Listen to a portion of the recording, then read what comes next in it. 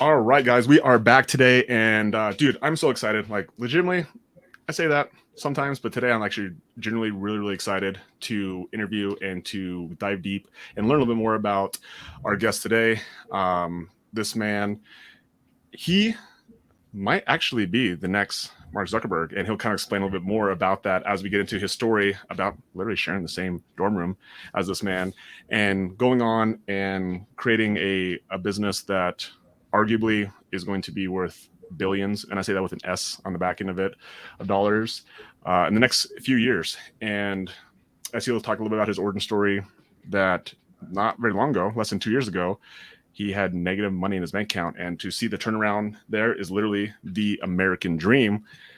And ironically enough, like, he just got his American citizenship not very long ago as well, right? In the last couple of years. So he's literally living the American dream, and we're super excited to dive deep, learn about him, be able for him to share his story, and really just like inspirational, humble guy, and like super excited to introduce you guys to Robert Wensley. So Sam, if you don't mind, like, take us in.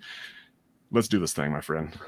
Yeah, no. Hey guys, thank you, by the way, for having me on. This is super exciting. Love being on, and hopefully we'll break the internet, provide tons of value for everyone that watches this. That's what my goal is in the next hour. If you're an entrepreneur, you're watching this, that something from my story, some problem I had in my story, in my journey that I was able to overcome, you're able to relate to, or maybe you're in those certain situations right now, and that you can gain some insights from this that will help take you to the next level. So thanks so much for having me on, guys. You guys are both awesome, and really excited to dive in. Logan, thank you for the intro. Robert, I am like ridiculously excited to have you on. You and I have known each other for a little bit now. And I know your story. Your story is amazing. Your story is actually insane. We're going to deep dive on it today. But one of the reasons why I'm super excited to have you on as a friend, and I consider you a close friend, is because you and I actually met recently, not too long ago, maybe about 2 months ago in Vegas. We did Vegas, right? We met in Vegas, and then we ironically run into each other again in Phoenix not too long ago. And I knew about the success that you've been having. I knew about what you're building, right? And I know that it's going to revolutionize this industry. And when Logan says that, your name, when it's all said and done, is going to be up there with Zuckerberg, with Jobs, with Musk, I actually told him that. I told him that. I've told other people that, and I firmly believe it. And I don't say that lightly, because I understand what it takes, right? From an outsider looking in, I understand what it takes to build something the way that you're building it. And we're going to deep dive into that type of stuff too. But the most impressive thing about you, to me, is that every time I've met you, every time that I've spent time with you, you are first and foremost a quality human being. You've shown me nothing but hospitality. You've been generous. You invite me on like ridiculously amazing trips every time. And like, I just can't wait for the next one, because it's going to be 11 out of 10. Brother, I am so excited to have you here. Thank you for making time. But we want to hear about the origin story. And here's why. This is a lesson that I learned from Pace. And Pace teaches us. He taught me this in person, and it stuck with me. And it's that when people are starting out, when it's time for them to take meaningful action, they can't truly be inspired to action by Lambos and Ferraris. I know you know a thing or two about racing those. Lambos and Ferraris and mansions. They're amazing. They're great. They can motivate you. But when it comes down to sitting down, putting in the work, and making an effort to change your life, people need to relate to something a little bit more tangible. People can relate to the journey.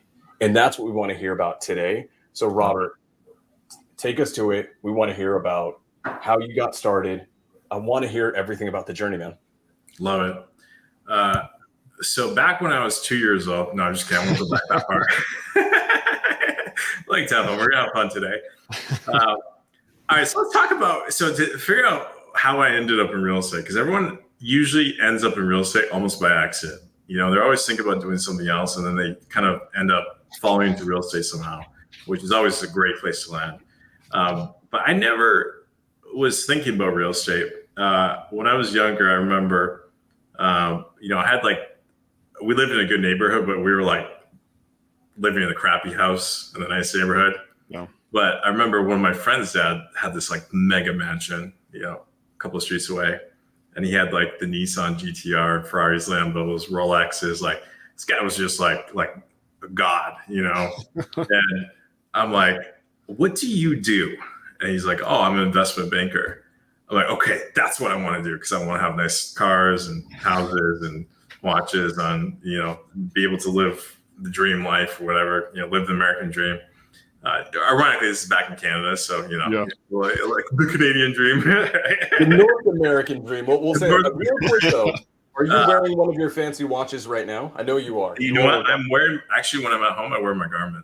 My Garmin, because it tracks it spins off data all day. So I get like sleep stats, and you know how I'm a data nerd. So I like analyze all my, you know, activity levels and sleep levels. And, but you know, when I go out on stage, I throw on the good ones. But anyway, so I was like, okay, investment banker, how do I do that? He's like, okay, you got to get really good at math, go to a good school, study economics and finance. And he's like, ideally, you should go to Harvard. That's going to give you the best chance. Then go work on Wall Street. And then that's like your ideal path. So I'm like, okay, locked in. That's my goal. And then, you know, I'm always trying to reverse engineer stuff. I've always done that my whole life. So I'm like, he gave me the roadmap. I just got to follow the roadmap. So I follow the roadmap, get really good at math. Did horrible in other stuff, but like, you know, math stuff like that was going to be relevant to finance. I made sure I focused on, and then graduated, ended up getting to Harvard. Did finance and economics at Harvard, and was planning this whole time to, growing up, climbing this ladder. I always say sometimes you climb the wrong ladder. I was climbing the ladder that would take me to being an investment banker and making 6 figures a year out of school. That was like my goal. I'm like, I'm gonna make $100,000 a year right out of school. You know, like I'm working hard and I'm gonna make $100,000 at, you know, 21. And it's funny now looking back at that. I'm like, you know, I made $100,000 yesterday. I'm like, $100,000 a year is really not that much money. But what I realized, so I got my dorm assignment at Harvard. You kind of like hinted at this. I get one of my dorm assignments at Harvard.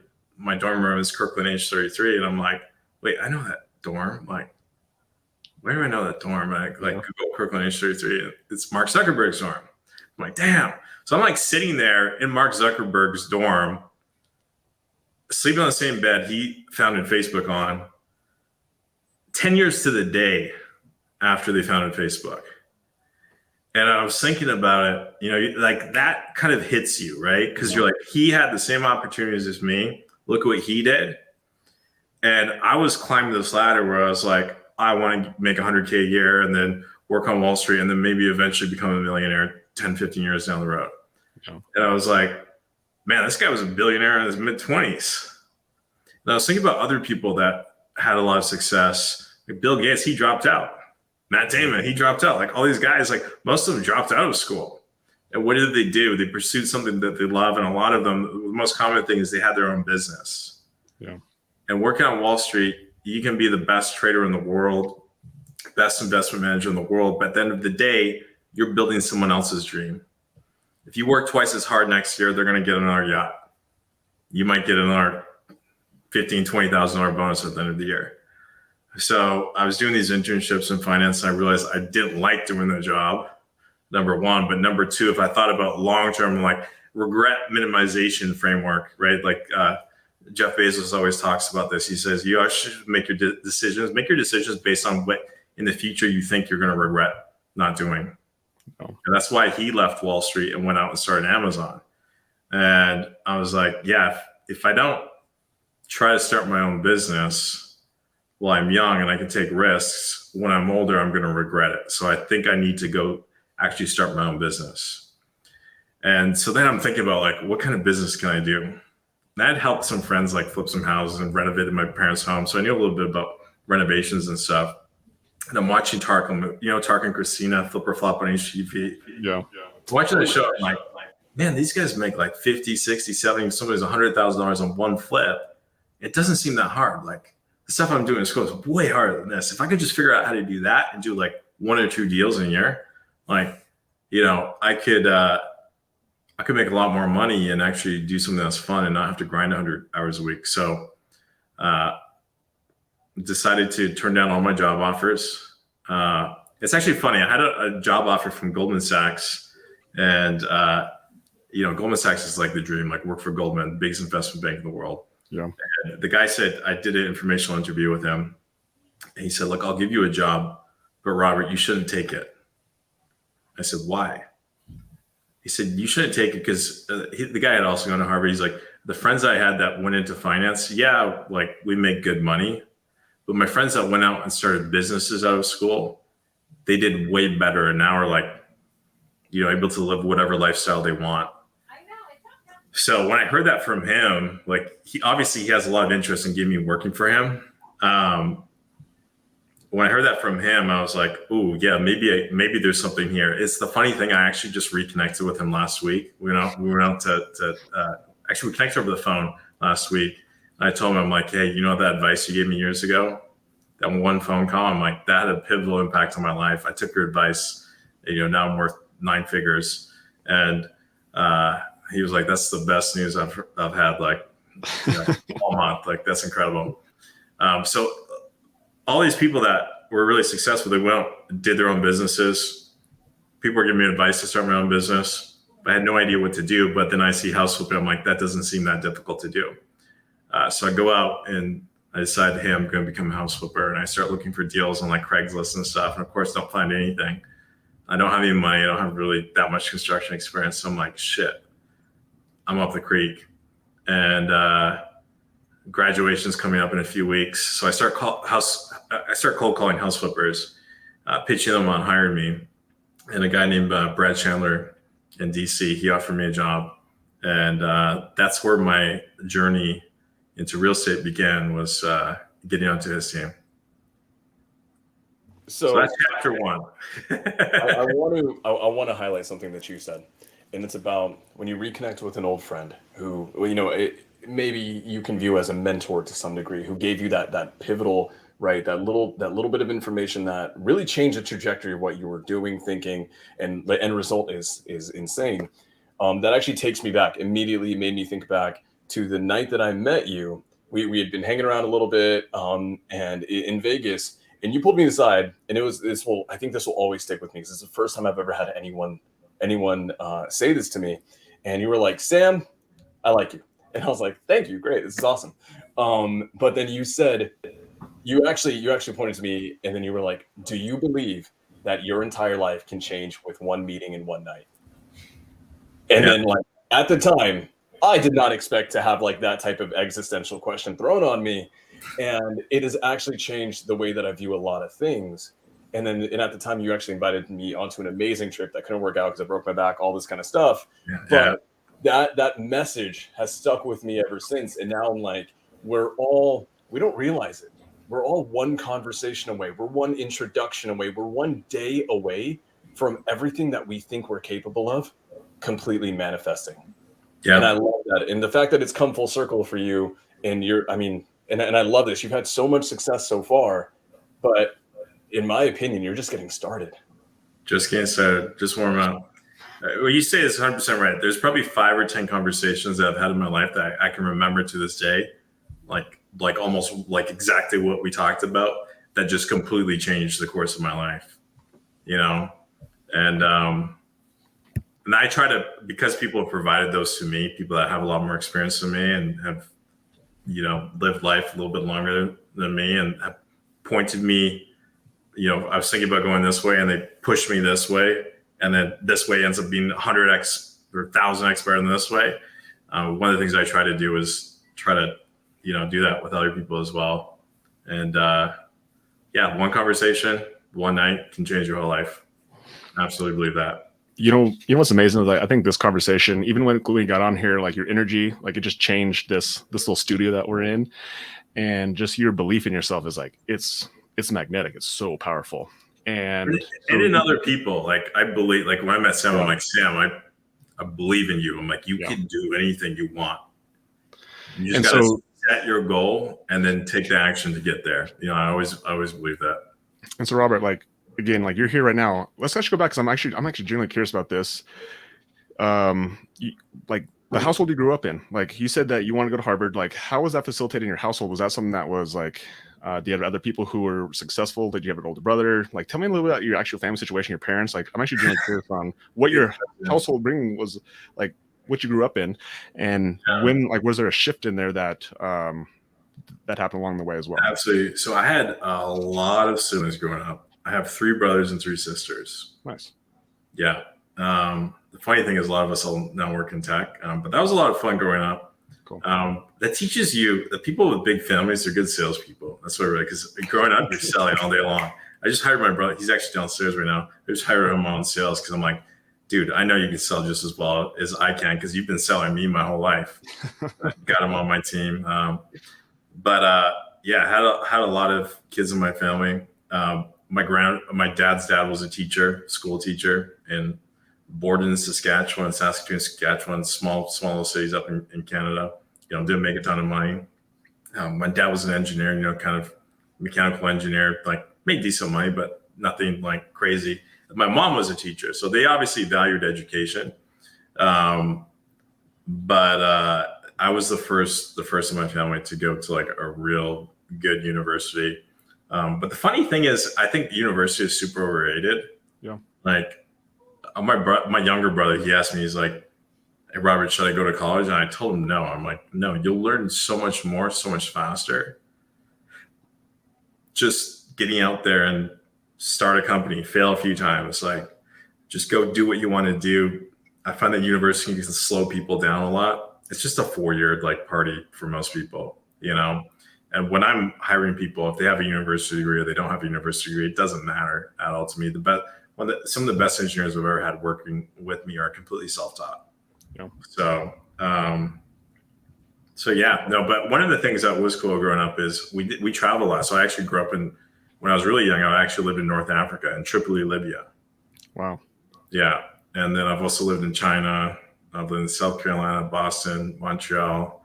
I've moved around a lot and seen had exposure to a lot of different cultures and stuff. And when you go into a culture that's completely different than yours, it actually, I think, really opens up your brain and helps you like build better mental models for the world. And just see the world from a different perspective. So if you're watching this and you're not traveling, guys, go travel, go see the world. Yeah. Why, just out of curiosity, why were you guys traveling so much? So the current Prime Minister of Canada, his dad was Prime Minister back in the day. His name was Pierre Trudeau. Okay. And I believe he nationalized the Canadian oil industry. And my dad worked in like oil and gas engineering. Cool. So it just decimated my city. Like you want to destroy an economy and go nationalize the number one industry, and then blocked all foreign investment in the industry. So my city, Calgary, Canada, probably went from like 800,000 people to maybe 300,000 people in the course of a few years. So my family, my uncle went to Saudi Arabia to work for Aramco. We had a bunch of friends that went out to Dubai to go get the oil industry started in Dubai. And then we ended up going out to North Africa, to Tripoli, Libya, to go help them get the oil industry going there in Tripoli. So I was there for a few years up until like 97. I mean, I was still pretty young. I was like six or so by the time I came back. But that's like where my memories began. It was like in Africa. Like Canada was a foreign country to me. I always joke with people. I'll screw with them. I'm like, yeah, I'm African American. I grew up in Africa and I moved to America. Just a funny joke, just like, but yeah. So kind of tell us a little bit, you're going to transition to you actually going and working for somebody, and kind of tell us a little bit about that decision and kind of what went into your thought process to be like, okay, you want to go do your own thing, but at the same time you saw this fixed flipping thing and you decided that you wanted to go work for somebody. Kind of tell us that journey and kind of your thought process. Yeah. So when I got out of school, when I was trying to figure out what I was going to do, I interviewed a bunch of people that were like really successful. One common theme I heard from a bunch of people was go work for a small company because you'll get much more responsibility. You'll learn a lot more, a lot quicker. So I went and, worked for this company. There was maybe like 10 or so people plus contractors and stuff. And we were flipping 100%. And the whole goal there, I did 1 day on sales. And then the CEO calls me in his office and he's like, hey, how'd things go? I'm like, all right, so I can maybe make a few $100,000 doing sales, but your marketing and tech sucks. And I think I can fix it for you. So you want me to make a few $1 million? Let me go work on that for you. He's like, okay, done. Yeah. And then Robert, I'm going to stop you for 1 second. So Where did you find that you had this talent for tech? Like, did that happen when you were in school? Like, is that something you did on the side? Like, where did you find that you were able to have some talents in that Yeah, I realm? got some funny stories about getting started in tech. So I didn't have a computer until I came back from Africa, and it was maybe even a couple years after that. So like it was probably like 99 when I got my first access to the first computer. And of course it was like the family shared computer, like super slow internet. But my brother and I learned how to, in the 5th grade, I learned how to build websites. And we'd build these like meme websites before memes were a thing. Nice. And we would get hundreds in 5th grade. Yeah. I don't know how to build a website right now. I mean, they were ridiculously ugly and we would just find funny stuff on the internet, and then we put it all on one page. And literally, our websites it was just one page with a bunch of funny stuff. And then we'd send it to our friends at school, and all our friends at school would be like refreshing the page every day, seeing what new funny stuff we put on the page. That's awesome. So that was kind of my first website, which actually exploded. It was getting so much traffic. And then one of my friends, he had it open on his screen, and we had Osama bin Laden jokes or something on it, and they were American, and they were super offended by it. So they called my parents, and my parents forced us to take it down, which was very traumatizing, losing my first website. But then we started making computer games. So my brother and I, we built Mario for the TIE3. You know the TIE3 Plus calculator? Yeah. Yeah, we programmed Mario to play on the TIE3 Plus. And then, but the problem is, so we put that online for people to download onto their calculator, so you could just sit there in class all day playing Mario. And the problem was you couldn't accept payments back then online. I was like, can you imagine if we could sell this? Because we're getting 100,000 downloads a month or something on this thing. It was popping. But we couldn't accept payments. If we were able to accept payments back then, I would have already been a millionaire by the time I hit college. But we were just screwing around, just doing stuff that was fun for us. We liked funny stuff on the internet, so we built a website of funny stuff on the internet. And then we're like, hey, it would be cool if we could play video games on our calculator. We'd just be sitting there in math class, playing Mario. And then so we built Mario for the calculator and a bunch of other games. And then I started learning about marketing and stuff. Mm-hmm. And then we finally got online payments, secure online payments that people actually trusted. And then in college, by the time I hit college, I would I had this kind of side hustle, buying websites that were cash flowing, revamping the marketing on them, pumping traffic to them, and then flipping them for more. Nice. So there's this one website that I got, and it was a thing that you installed on your BlackBerry, and it would send you an email at the end of the day. I probably shouldn't be saying this on a webinar, but whatever. We're throwing it out there. It's all good. It's all good. That's in the past. All this is allegedly, okay? Allegedly. Yeah. It could be completely made up. So I found this one guy who was selling a website where he had this productivity tool you install on your BlackBerry, and the end because the BlackBerry, you remember that the screens were so tiny, texting, emailing on it was difficult. At the end of the day, it would send you an email summary of all your text messages. And he was selling this as a business productivity tool. So I went out and bought it from him for $700. I was like, hey, I'll give you an extra $100 if you can do one thing. He's like, what? I'm like, can you just make it run in the background instead of having an icon on the screen? He's like, done.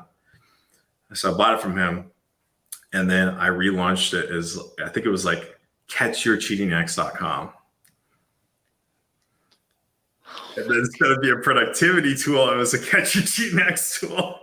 And then you can get clicks on Google for 5 cents a click. And I was swiping credit cards at $39 a sale. Sales on that just blew through the freaking roof. And I got cash flow in thousands and thousands of dollars a month, and then resold it for way more. And then paid off a bunch of my tuition and threw some parties and had a good time.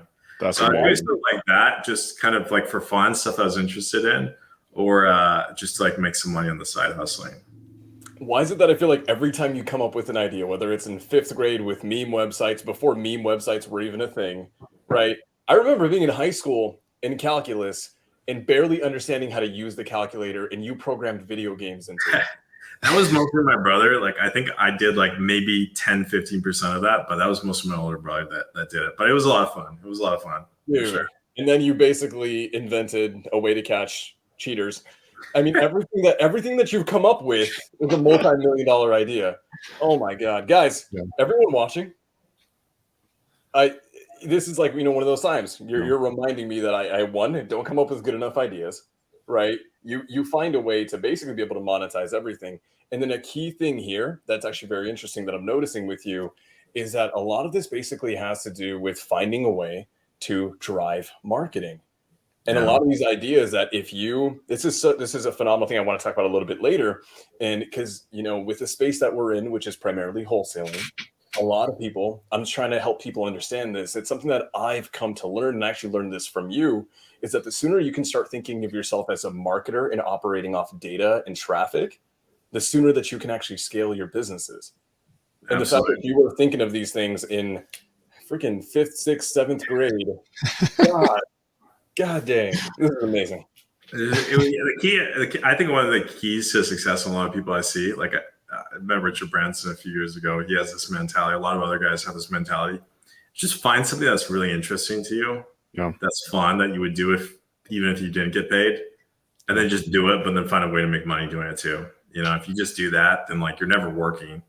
Like I'm never working. I'm just having fun. Like you've hung with me, Sam. Like you remember that penthouse party, dude, that we had? You know how much money I was swiping credit cards at that party. Yeah. Okay. One, going into it, I've never seen a penthouse that was actually 2 floors. It was like 2 stories, and we were already on like the 30th floor of the place. And I was like, I walked in, and I was like, this has got to cost a lot. This has to cost pretty much. But dude, 100%.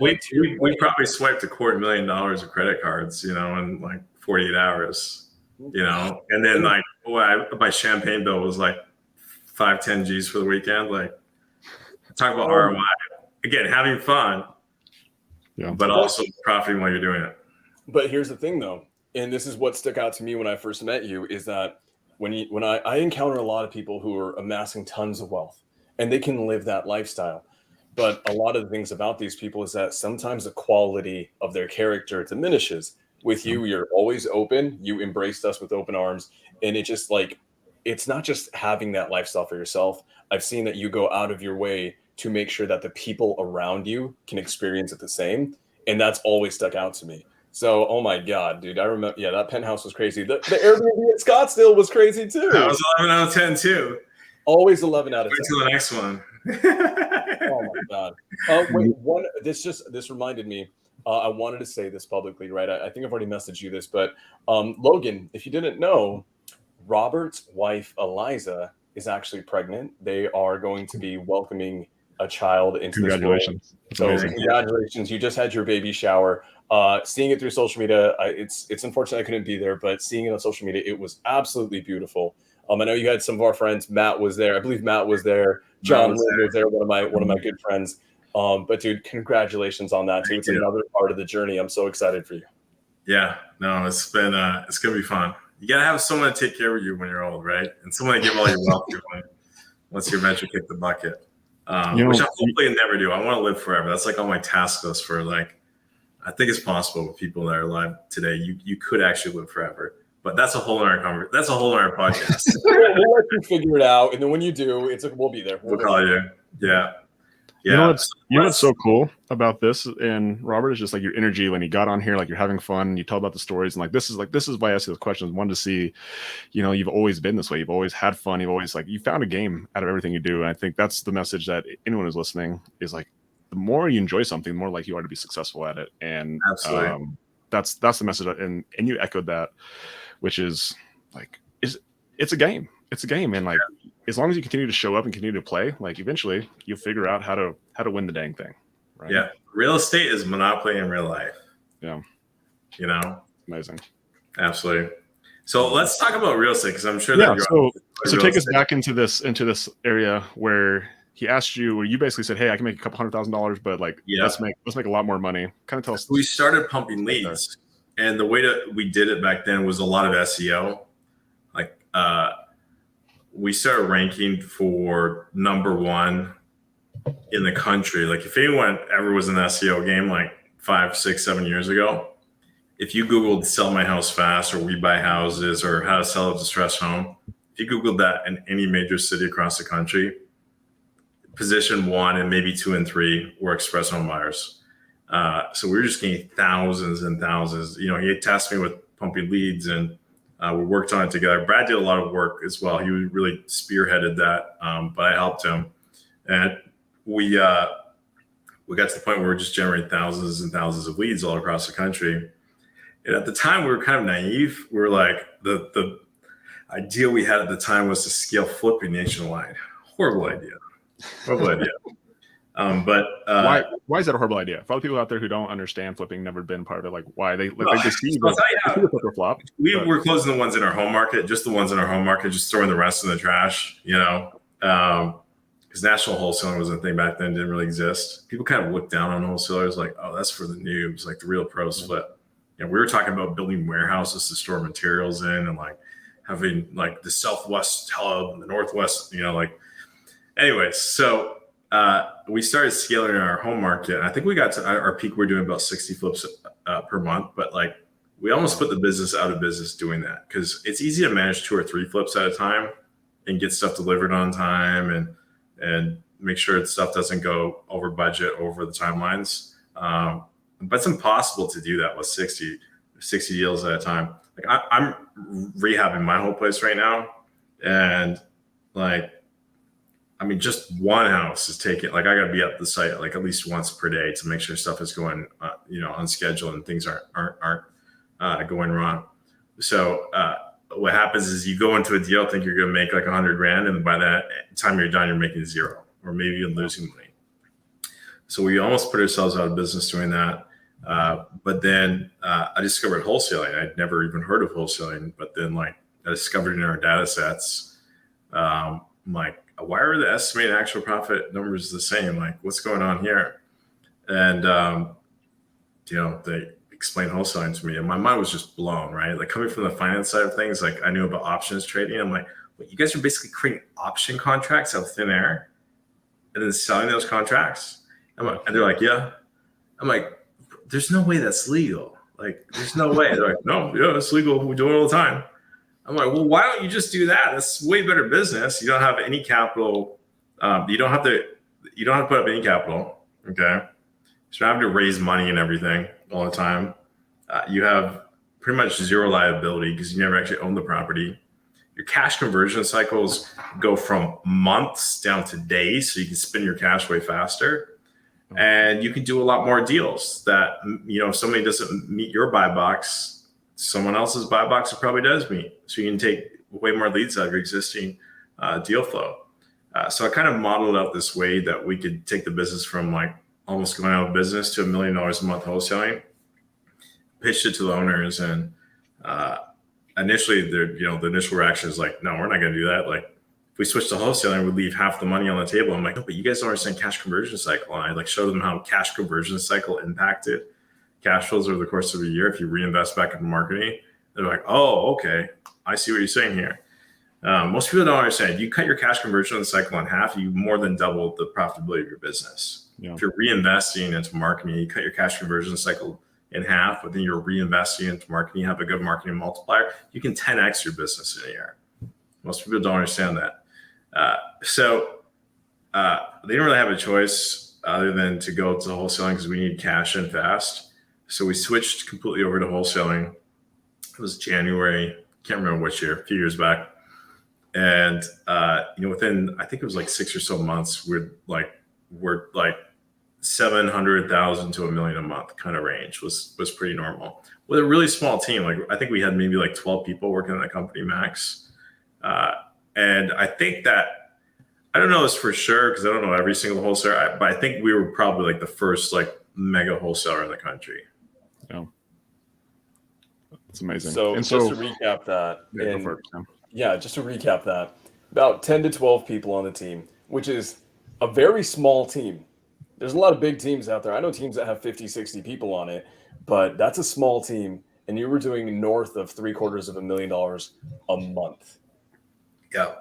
Like to all my wholesalers who are watching, to all my fellow people who got started as closers just like I did, we think about scaling in a very way. And I promise you, this has been like a jarring thing of me being able to hang out with not just you, but the people that you've introduced me to. And it's like, when you say people don't understand how you can properly scale this thing with things like the cash conversion cycle, when you start understanding that, then it's just numbers, then it's a formula. And a lot of people, it's so true. A lot of people they stay in this visionary mindset and they don't realize that at the end of the day, if you want your business to become an empire the way that we all do, you better start viewing it as much as a math geek as possible. Yeah.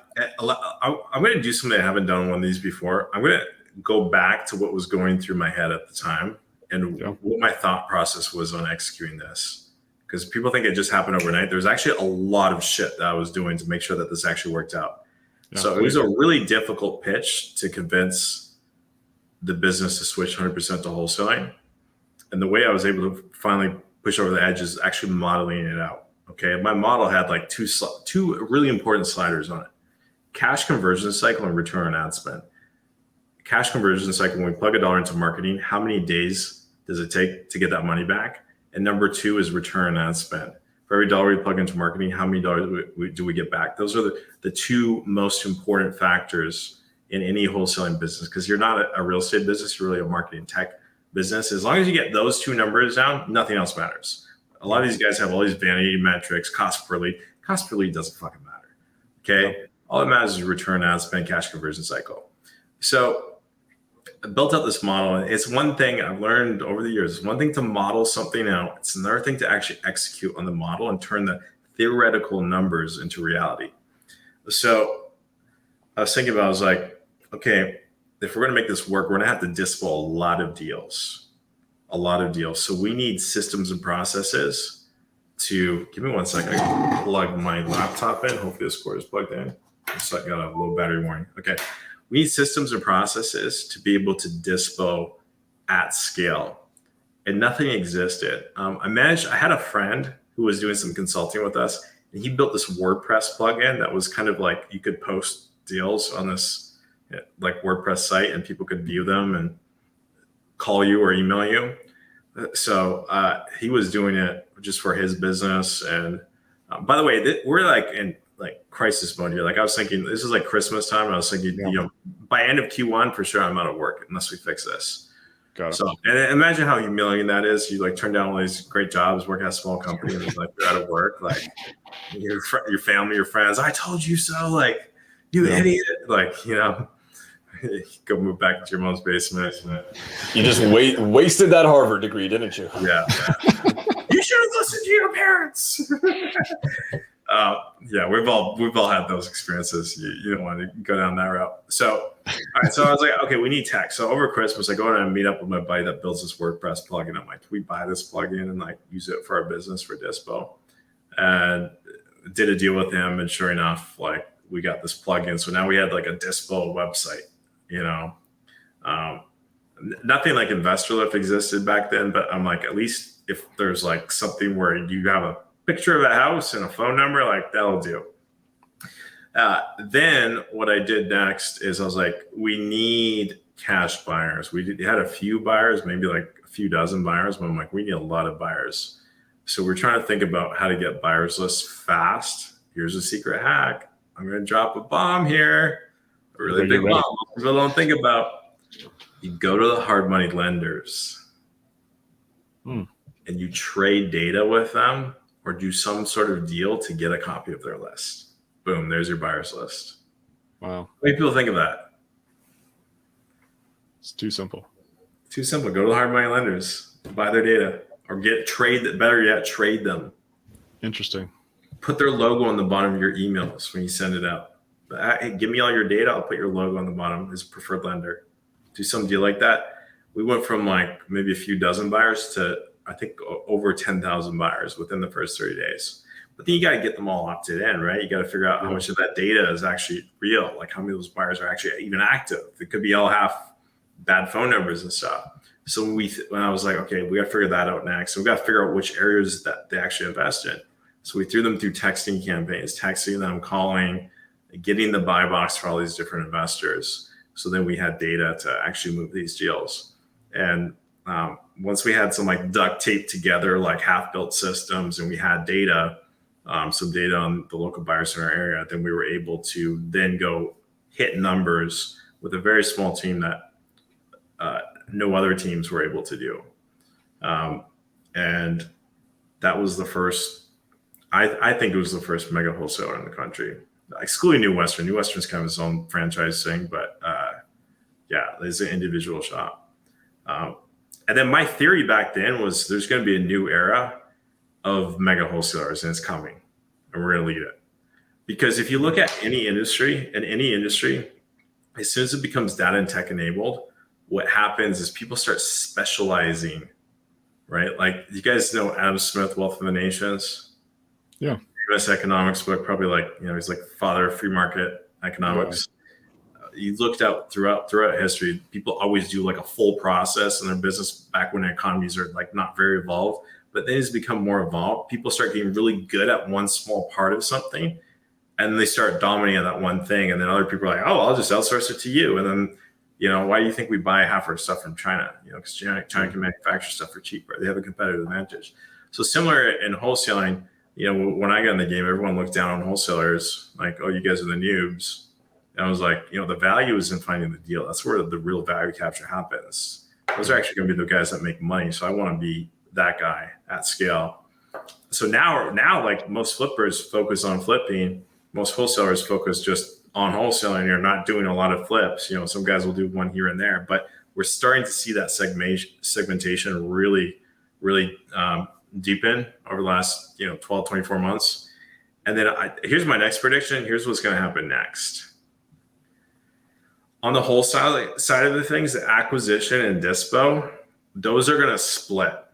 Yeah. That's going to happen next. And then the next stage is going to be lead gen. Lead gen is going to split. There's going to be people that focus just on lead gen. There's going to be people that focus just on closing, on sales. And then there's going to be another segment of companies that focuses just on dispo. And you already see how many people are just doing just 100% dispo shops. I love that you said that. In the community that Logan and I are in, Sub 2, we see a lot of that with new people. The reality is doing wholesale A to Z, from direct to seller marketing to dispoing of the deal. That's a lot. It's actually a lot of work, and it's setting up. I love that you view it this way. It's setting up a lot of systems and processes, and for new people who don't understand that, it's very difficult. And I've already seen this. Like we've seen the segmentation in wholesaling of lead gen. Then there's the acquisitions, right? The people who are lead managing, closing the deals. Then we have TC, transaction coordination. In Sub 2, where there's actually like a specialty training for people who just want to specialize in TC. And then there's dispo shops. Yeah. So I want to hear about how you had this kind of duct taped model about how to systematize dispo. Like, lead us in. How did that start morphing into becoming what we want to talk about today? Yeah, so I always dreamed about having a tool like InvestorLift, and then like when I started working at the company, Express, I told them I'll do 3 years and I'll quit, and then I'm going to start my own company. And so sure enough, I hit my 3rd year anniversary, and I'm like, all right, guys, sorry, I got to do my own thing now. We laughed, they're happy, they made good money. I made decent money. I learned a lot. I made a crazy salary on knowledge, learning the business. But I was like kind of real estated out for a bit. I was like, I just don't want to deal with real estate for a bit. So I started a data company. And that went pretty well. Like, we went from 0 to $15 million valuation in 6 months. But then like the VC that backed us, offering us a $5 million term sheet, they had a falling out with their LP and never got the money for their fund that they were supposed to then give to us. So all the companies that were supposed to be in that fund all got screwed, including us. And so I'm sitting there with no money in the bank, going from like thinking I had a $15 million company, 6 months in on my first company, like first real company, to then being like broke with like negative dollar amounts in the bank account, and also having a whole team that I needed to support. So I had this one buddy that had left Express. We worked together, Express, and then he had left, worked for another company. He would call me all the time, like, hey, can you please help? We're working our asses off. We got smart people, but we don't have systems. We don't have tech. And even though we're working our asses off, we're like stuck at, I think we were at like 100, 150,000 a month, and not making good net profit margins. So I kept on rejecting because I'm like, hey, dude, I'm focused on this new thing, man. My company's worth like $15 million now. I can't do consulting. Sorry. And then, but I'm finally like out of money. I'm just trying to think of ways to get money. And I'm like, call him up. His name is Ray. I'm like, Ray, still interested in help? He's like, hell yeah. I'm like, can we meet? I'm like, he's like, yeah. I'm like, it needs to be tomorrow. I don't know about tomorrow. Okay, fine. All right. So I go and I meet and stay up all night creating this like PowerPoint presentation of what Investor Lift would look like. And I walk in and I sell them Investor Lift before it's ever built for $35,000 for the first license. But I also was really smart. I put a condition in the contract that I own all the IP in perpetuity in case I ever want to sell it again. Yeah. Right. I took that money, paid off my team, got them working on Investor Lift, cranked that out. And that company went from, like 100, I think it was 100, 150,000 a month to 5 months later breaking seven figures as well. So now I'm like, oh, we're 2 for 2. Like, this is pretty cool. And then I think about 6 months later, they broke $2 million per month in sign fees. So wow. Not just 7-figure wholesaler, but double 7-figure wholesaler. I'm like, damn, this shit actually works. So then I took it to a couple more companies, and I took another company to $2 million plus per month from zero wholesaling. And I was like, this shit really works. But that was like, this is so powerful. I got to keep it a secret. So my initial plan was just to sell it, like use it myself, because I was still doing some deals here and there, but then sell it to like my friends and my friends' friends. And we're just kind of like this incognito dispo software. But then some of those guys got really big, really fast. And of course, people are like, oh, can you teach me? Can you teach me? And they're like, okay, I'll launch a course. And they started selling courses, but then like they had this gaping hole in their courses, and that's dispo. They're like, Robert, we need to solve this. You can't. I was charging them $120,000 a license back then, $10K a month.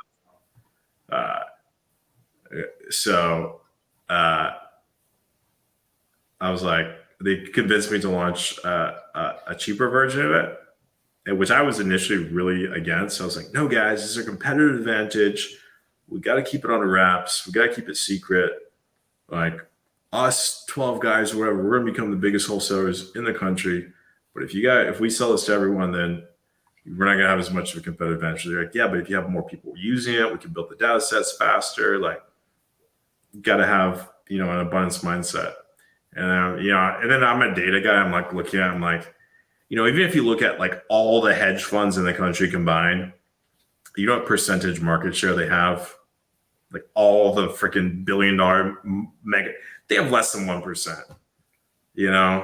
People are like, oh, don't sell to the hedge funds. We're going to run out of deals to buy. I saw that as a post on Investor the other day. So I was worried that if you sell to hedge funds, they're going to run out of deals to buy. We're going to run out of distressed sellers. My dude, the numbers are so big. The amount of homes in America is so huge. Like, you don't need to worry about that. So I was like, I'll tell you what. I will launch a pre-sale on a cheap version. I'm not building it yet. I'll launch a pre-sale. I'll do one webinar. If the webinar does well, I'll build a cheap version, which is almost going to be the same thing, but there's just like one or two like new game-changing features that we were going to hold back on it. But essentially, it was pretty much the stuff I've been selling to them for $120K a year. And so I launched this webinar with Dan. You guys know Dan Schwartz? No. So I get on with Dan Schwartz, and we had 150 people. By the way, I'm also strapped for cash at this point because I've been spending a lot of money on development. So again, I'm like, it seems to be a theme that at critical points you seem to be just it's all or nothing. Yeah, like I have boots. Like we were selling here and there and whatever, and had a little bit of money, but I had to buy a lot of data to actually make it work and pay for a lot of engineers. And so I had like 60,000 credit card debt that I was dropping development fees and server bills and stuff on my credit cards, and like. So I was like, okay, let's see if like not mass market, but let's see if a lower price point and opening it up publicly actually works. So Dan Schwartz does a webinar with me, and I get on the webinar. There's like 150 people on the webinar, and I'm thinking maybe we'll sell like 35 grand, and then we end up selling $144,000 in the first hour. Yeah, that's amazing. Wait! In the first hour? In the first hour. And then I threw the replay on a landing page, let it roll. I have this. I took a screenshot of this. Actually, I gotta show you this. This was what really blew my mind. Let me see if I can find it. 1 second. So I threw the replay up, and I didn't do anything. I just like had it on a landing page, and it was funny because my phone would bing every time there was a sale, and like literally every few minutes, my phone would bing. And like, check this out. This is the first 30 days. Wait, let me see. I gotta have my face so the camera focuses. Here you go. That's freaking insane. We broke 1 million in the first 30 days. And then in the first like 45 days or so, we broke 1.8 million. But like, I didn't even have a company back then. It was just like me, my wife, my co-founder, Dimitri, and like a couple engineers working on it. I'm like, guys, we just pre-sold like almost $2 million. We haven't built the pro version yet. I was like, guys, it's coming in 60 days. So I was like, guys, this is getting out of control. Like, I got to shut things off. So I actually shut off all sales, which I think was a good move, because if you have too many customers coming out at once, you can't give that good level of service, and you're going to get a bad reputation. So I told people there's going to be a wait list. You can pre-buy. We'll give you half off for pre-buy, and then we're going to bring you on in tranches based on your reservation date or reservation number. And then so we pushed hard. I went down to Mexico, flew Dimitri in, flew their engineers in. We sat in a villa down in Tulum for like 60 days and cranked out the pro version, and then onboarded hundreds and hundreds of companies. And fortunately, everyone had a really good experience. Everyone loved it. I had to keep sales off for a few months just to get through everything and make sure everything was good. But then we opened it back up, and now it's popping off again and exploding. So yeah, a key insight there, guys. You notice what I did here twice.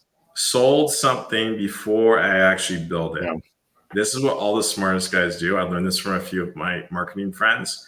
A lot of people make the mistakes. They'll work on building this idea or whatever, and then bring it to the market and see if the market accepts it. 9 times out of 10, the market's going to reject it. Like we talked about a couple of my successes here, but I could go on for 7 hours talking about everything I tried that completely flopped and failed. Yeah. Right. So what you always want to do is see if you can get someone to pay for something first. And if they're willing to pay for something, then go take that money and then actually go build it. So right then and there. So Robert, not everything you touch turns into a massive multi-billion-dollar empire. You just don't. Dude, okay. I had this whole idea of electric bikes, and I bought these bicycle frames from China, had them shipped over from Alibaba, and then bought little Honda engines. And like me and my friend would spend hours trying to put these little Honda engines on these like bike cruisers. This is before they had. It's actually not a bad idea because now they have all these like electric bike rentals, but you had to like pour gas in. There was a gas tank and everything. It was not electric at all, and like the engines didn't connect right. And we spent all this money, thousands of dollars, all the money we had on all these stupid bikes and engines, and then we ended up having to just like throw them in the trash or sell them on Craigslist and lost most of our money. So like I've done so much stupid stuff like that. That seemed like fun, but actually seemed like a good idea at the time, but it didn't actually work out. I mean, it kind of sounds like a potential death trap. I'm just like a combustible engine right beneath you at all times. One fall, it's done. Yeah. Little gas tank between your legs. Really good at that. Those engines didn't mount properly.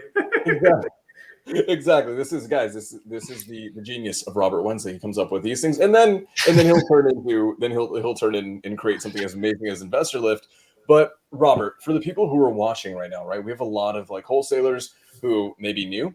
They may be doing a few deals a month, and they're trying to gain more predictability, sustainability, and start actually turning this into a consistent conveyor belt business. Like, what can Investor Lift actually do for them? Yeah. So the biggest problem that most people don't know that they have is they're leaving money on the table on dispositions, right? Like I remember when I built Investor Lift, I had this one deal that was really tight. I called up a hedge fund that I was selling a lot of deals to. I think it was Wedgwood was the one on this deal. And I asked them how much they pay for the deal, and they told me how much. And I was like, let me see if I can get a little bit under that. And I was able to get it under that. And I'm like, yeah, I'm going to make 20 grand on this deal. And my CTO calls me up. He's like, Robert, Godboat is ready. Do you have any deals we can test on? I'm like, was about to sell this deal to Wedgwood, but let me try it. So God Mode gives you the ability to build buyers lists really fast by seeing who's actually the best buyers around a deal. And we'd been conceptualizing this for like months and working on it for months. And I was so excited to like actually see how it performed. But in the back of my head, I'm like, this could be a total flop, total waste of all my money. And all this data might just be completely worthless. But I'm like, let me give it a good shot on this deal. So I hit God Mode for like 2 hours and I ended up getting 13 offers in 2 hours. And instead of making $20,000 on that deal, I made $46,000 just for 2 hours extra work. Like I'd been working on that lead for like 2 months prior to that. You know, maybe not 2 months, but at least a few weeks. Like I'd gone out and seen them like multiple times, like phone conversations, closed it over beers at Denny's. 2 hours in, you know, like I was really working hard to get that deal. I did all this work to make 20 and then just a couple hours extra. Also, I made 46. So the secret was I drove more demand for the deal, got more offers. And here's the funny thing. You know who ended up buying the deal at the end of the day? It's the original guy. I said, "Sorry, unfortunately, I can't accept your offer. I got some higher offers. You're I'm a business guy. I just got to go with the highest offer." He's like, "What's your highest offer?" I told him, he's like, "I'll beat it by 5K. If you accept and we do this right now." I'm like, done. And then I was really happy. I'm like, let's go to Nobu tonight. Like, we're going to celebrate 46 G's, one deal. But then later in the day, you know what I realized? I realized I had left Lamborghini money on the table on my other deals. On my other deals I hadn't driven demand for. Think about me, like every deal, I could have been leaving $5, $10, $15, $20,000 on the table just by going to the same buyers every single time and taking the first offer. So I want to highlight a few things here, and I love that. I love that you're talking about this. There's two primary reasons why deals don't sell. Number one is it's not a deal. You locked it up too high. It's just not a deal. Number two, there's not enough buyers looking at it. You haven't put it in front of enough buyers. And one thing that, I realized talking to a ton of newer wholesalers is that they spend, how you talked about building a business before seeing if the market will even respond to it. So they focus on building. I see a lot of people who will they'll run their wheels just building acquisitions. You're having the VAs, the data, the cold call, all this stuff, right? And then by the time they get the contract, disposition is 50% of the funnel, and they've actually put no legwork into it. So what do? They'll go to PropStream, they'll go to Batch, they'll try to find people, and then they have to go skip trace them, then they have to opt them into marketing, then they have to actually present the deal to them. They're going to spend so much time, so many hours just building that they're actually not moving forward very much on getting this deal sold. And one of the things that Investor Lift allows you to do, God Mode alone allows you to skip all of that pretty much instantly. Yeah, it just you're going to sell your deals way faster at higher prices. So like most people, when they come on, they have an average assignment fee of under 20K. But like most months, our average assignment fee, last time I checked, it was at 35,000 average. Like that's twice as much money per deal with less work. So think about how that impacts your business financially. And now imagine if you're making almost twice as much money per deal, and then now you have way more money to invest in marketing. So you start taking part of that and you plug it back into marketing. So now your money is ramping every month. Now all of a sudden you can double, quadruple, 10x your business in very short periods of time. So here's something this is something that, and I love that we're talking about this because this has been so true to me in my business, is that I got into sub 2. Pace taught me how to be a phenomenal closer. I could start producing contracts left and right. Not a problem at all. But like everyone else, I neglected the dispo side because I just don't like dispo. I just don't. I hate it. So what do? I go find dispo specialists, dispo shops. And then what do? I give up 50% of the equity, and then they've already had these systems and processes in place, and then they go and deal with it. And I'm telling myself, if the deal gets sold, it doesn't matter. It's no time out of my day, right? The reality is I was losing so much profitability, and at the end of the day, who's the one spending on marketing? It was me. I was spending time and money and human capital, human labor in getting these deals done, and I wasn't able to capitalize on them. And as a business owner, going from a closer to a business owner, I had to start thinking about all these things and how to actually increase profitability. Getting on Investor Lift, it's an investment on the front end, but what did it do? now I get to keep 100% of my assignments all the time. Yeah. This was where you make the money. You can spend all the money you want on marketing and sales training and everything. Spend all the time getting these deals. But at the end of the day, if you don't sell them, you don't cash that check, you're not making money. The money's made on Dispo. And what's interesting too is people focus so much effort on trying to like tweak another couple percentage of their closing rate or whatever on acquisitions without paying attention to Dispo. Dispo is where you can have, I think, the highest return on investment per hour spent focusing on it. Yeah. You know, like a little bit of extra effort on Dispo and you have huge boost in your profitability of your business. Most people just, like you said, most of us when we start, we don't even think about it.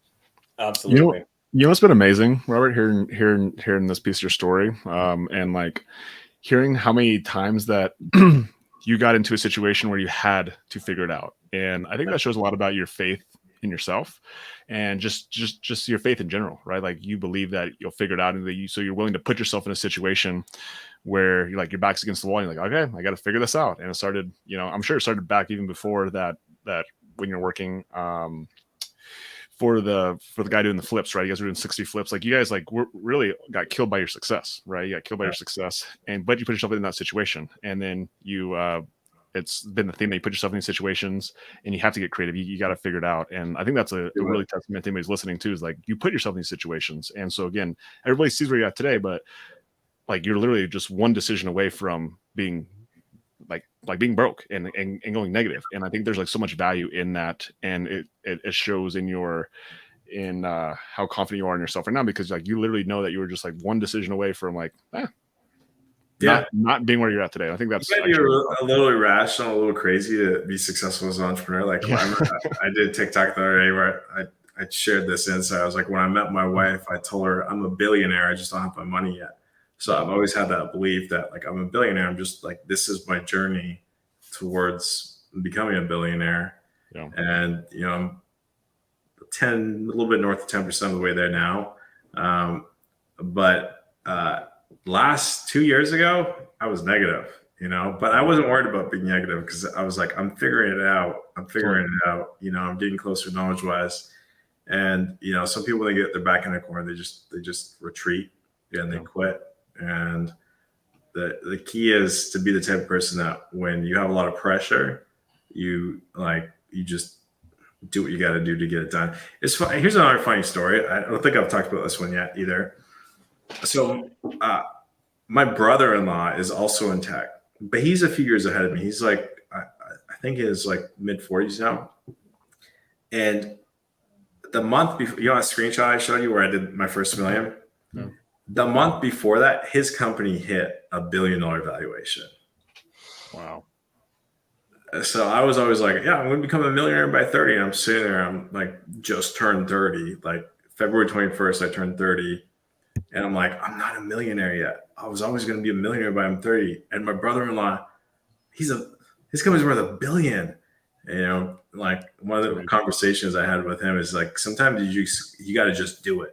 Yeah. Like, a lot of times, you know exactly what you have to do. You don't just do it. You got to just do it. And I've had similar conversations with other people where, you know, they're like, you know, like Peter Thiel, the founder of PayPal, he always says, look at the goals of where you want to go in 5 years and then ask yourself, how can I do that in 6 months? So sometimes when you put a lot of pressure on yourself, it cleans out the junk that you don't need to really think about. Like like when I was first thinking about like how to get to $1 million, I was thinking about a million different things. And finally I was just like crystallize it to, okay, we're going to pre-sell something. Let's see how many people swipe their credit cards. It's the only thing I'm going to worry about. So damn simple, you know? And when I just crystallized it down to that and didn't worry about like execution and how we're going to do customer support and how we're going to, then that, you know, February 24th, I think was the day of the webinar. So 3 days after I turned 30 and then I became a millionaire. That's so good. Yeah. So going back, like your faith and your faith is strong. Tell us about you're talking about, because you're clear on that you are going to be successful. Maybe that changes as the years go on, but like it's clear that you're going to be like you already know how that, like you already know that to be true. Another thing that I see as a value trait that you have is that your curiosity, which goes back to the learning how to make games on your calculator, right? You're very curious, and at the end, like I'm willing to give up money in order to learn this thing here. I'm willing to give up time in order to crave this idea I have. And I think there's actually so much I'm willing to actually fail in order to like see if this thing actually makes sense. And I think that alone right there is something that if anybody hasn't picked up on is like, dang, like that's a lot of it as well.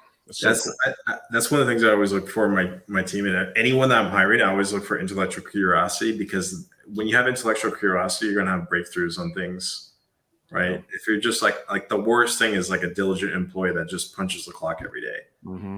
You want people that are going to go out there and like try shit, experiment, fail, because you're going to go through 99 failures, but you're going to find one thing that like works really well, and that's going to be like super valuable. Like at Google, they have 10% flex time.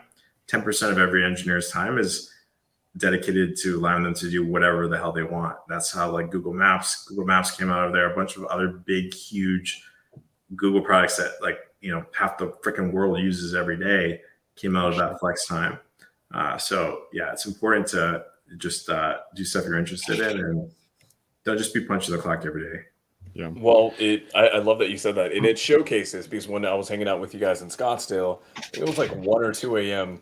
and your little brother John was, who, if you guys haven't seen him, you guys will actually notice, dude, they look so much alike. It's actually kind of crazy sometimes. But he, you know, to that point, he was bouncing off the walls because he was coming up with a new idea for something. It was like 1 a.m. and he was running around with his laptop, and I'm like, is everything okay? Like, do you need some help right now? And then like he kept coming to me, almost asking me questions, because I could tell he was trying to problem solve. And then like an hour later, he's like, I got it. And then he disappears. I have no idea where. But it goes to show, like, he was operating with curiosity. He was tinkering. Yeah. And then I can't wait to see whatever the heck happened out of it when you guys go live. I don't. At the time, I was like, John, that's the dumbest idea ever. Then I thought about it for a couple of days, and I was like, you know what? If you actually made that work, that would freaking crush. So I think he's actually something we might do next year. Oh man, I can't. You know what? This is amazing. It's so far out there. It's so far out there. But like, if it actually worked, it'd be so cool. I think you guys will find a way. You'll find a way. Yeah, we'll find a way. Stay tuned next year. So good. So one of the questions I have, Robert, is go ahead, Logan. As we kind of talk about Investor Lift, like the idea of Investor Lift, it makes sense, right? Like you have a platform that wholesalers can take to, and they can basically put on market to buyers, very similar to like how the MLS does, right? So idea, amazing. But why hasn't somebody else done it, or somebody else done it? And like, just curious about like that process. And obviously like it looks easy now, but going through the process, there was lots of obstacles, lots of things that happened in the way. And if you don't mind kind of sharing about that journey, like some of the things that almost happen, or things that happened that almost didn't make Investor Lift happen. Mm-hmm. Yeah, no, I thought about this for a lot, because I think last time I checked, there's 22 that I know of Investor Lift type websites. Like people have been trying this stuff since. Yeah. The earliest example I could find was I think My House Deals came out in like 2006. That was like probably the first one. Yeah. And the question is, why have they all not taken off? Like, why hasn't there been one dominant platform that has taken off? And if you want to really be successful, we got to do, I know everyone says this, but it really is true, is you got to read a lot of books, but don't just read random books. Read books about whatever problems you're trying to solve right now. Yeah.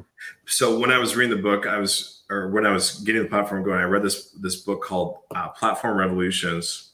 And one of the key ideas that they talked about in that book that I didn't really think about, I don't think other people thought about, is something called negative networking effects.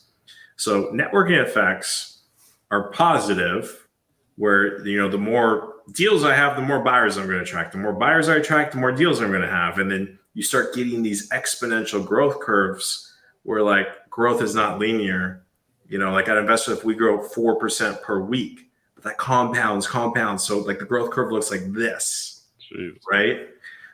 Which is really exciting. But what's interesting is most people don't realize negative networking effects can also go the other way if you get what we call negative networking effects. So a negative networking effect would be, for example, what a lot of these deal sites would do is they would open up deal posting, allow anyone to post deals. So what happens is you attract all the guys that don't really have deals, and they flood your marketplace with junk deals. When buyers come on and they have to spend 3 hours to find one decently priced deal, how many times are you going to come back?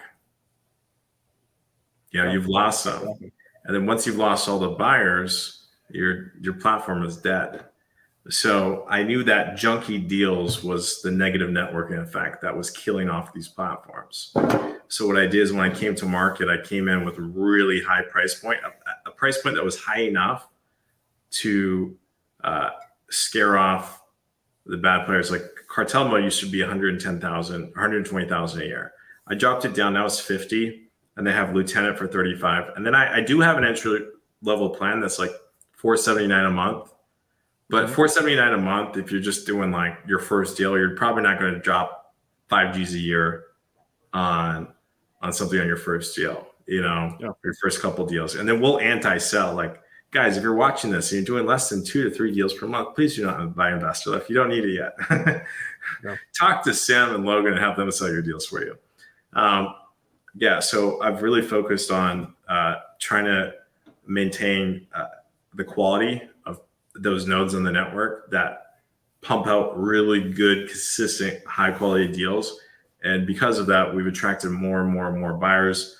A year ago, we maybe had like a couple million buyers, and now we've almost doubled it in the last year. We're at 3.75 million right now, and it's climbing.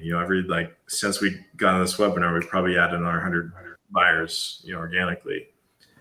So that's the real thing, is like you got to look at why other platforms are failing, and do your market research, and then engineer. And that applies to anything in any business, right? If you see a bunch of wholesalers, if you know a bunch of wholesalers that aren't doing well, go look at what they're doing, right? Then go look at a whole bunch of wholesalers that are doing really well, and go look at what they're doing, and look at what the guys that are doing well are all doing in common. But then also look at the negative. Look at the guys that are failing. Look at what they're all doing that's similar. And then you'll start seeing commonalities and patterns, and then you'll steer yourself towards the patterns that are having success. Reverse engineer it and just copy, repeat, and you're going to have great success. I love that you said that. Logan and I were at an event this past week, and I can't remember who said it, but someone said that one of the greatest intellectual things that you can have is pattern recognition. And hanging out with you, especially when we were in Scottsdale, oh my God, the amount of deals that the people that were there, the amount of deals that they're doing, the level of success they're having, what I kept looking for, and I do this all the time, so I'm curious, is what are they all using that no one else is? And I found they were all, they're all an Investor Lift. That's why they were there. It's the reality of the game. It is 100% it is. And then 2, I found other things, like other little programs, other little, puzzle pieces that I didn't have. Now that I have, and guys, I'm not joking. We are implementing these things every single day in my business, and our business is just about to explode in a massive, massive way. And it's pattern recognition, 100% pattern recognition until you get all of the puzzle pieces accounted for. Congrats. Now you have a blueprint, and it's just execute on it. Yeah, absolutely. 100%. Wow. You know what's really cool too, is like, again, like as you kind of walk through that, you just make things so simple. Like, and I think that is actually the true sign of intelligence, is that you're able to make complex ideas really simple, and people are just like, why didn't I think of that? Yeah, it's something that I picked up off of actually Elon Musk. I was kind of doing a little bit before, but I wasn't doing it systematically. And I heard Elon Musk talking about it. I'm like, oh yeah, I kind of do that, but I haven't been doing it systematically enough.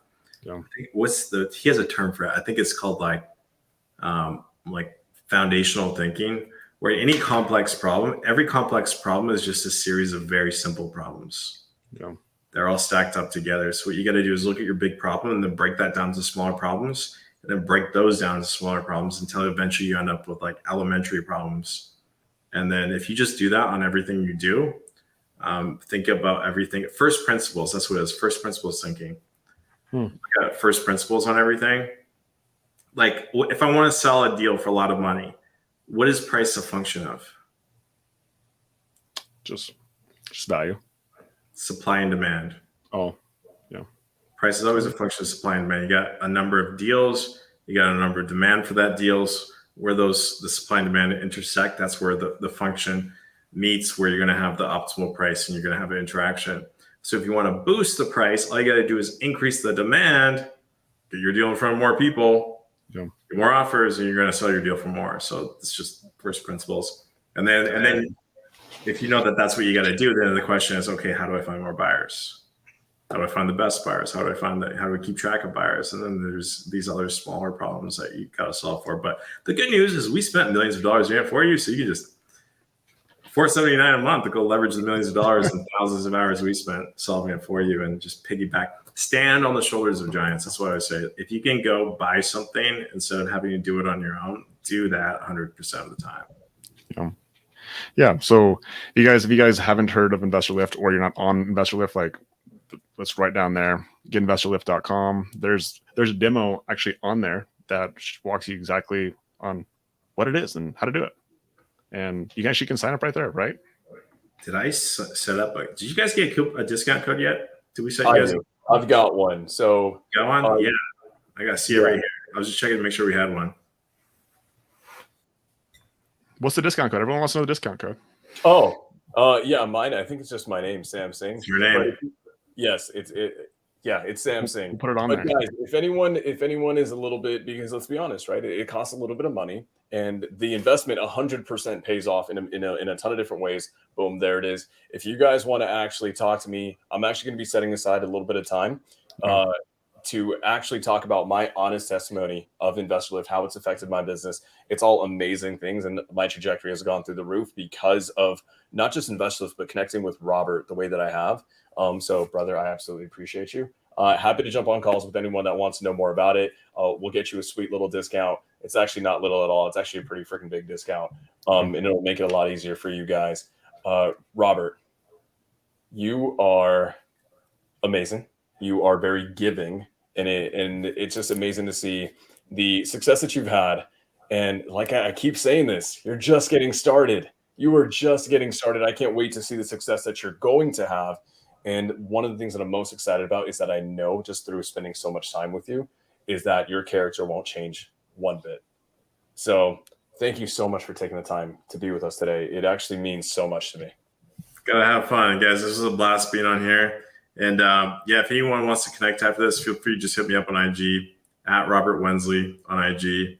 I do have a backlog of messages I'm trying to get through, but I try to respond to everything. So feel free to hit me up. I'd love to connect with you and hopefully help take everyone's businesses to the next level. It's all about hanging out with good people, having fun, and making money while you're doing it. Yeah. You're doing it 11 out of 10. Thank you. 11 out of 10 on everything. Hell yeah. 11 out of 10. Thank you so much, Robert. Really just appreciate you sharing your time, your wisdom, there's so many little nuances that you shared that I hope people actually caught. If they didn't catch them, go back and watch it again. Right. And again, if you want to connect with Robert, Instagram, if you're interested in Investor Lift, it's right there. The full demo is right there. It's amazing software. There's so many testimonials, and just again, super grateful for you sharing and being a super go-giver. Sam has talked so highly about you, and he's like, okay, let's do this. And then I started doing some research, and dude, seriously, so grateful that you guys are great. It's been a lot of fun. Well, thanks so much, guys. Logan, yep. And I see we got a bunch of my friends in the comments too. John Lamb, yep. What's up, John? Matt, good to see you. Awesome. Thanks so much, guys, and let's do this again sometime soon. Awesome. Robert, Sam, thank you guys so much. We're out. Talk to you later.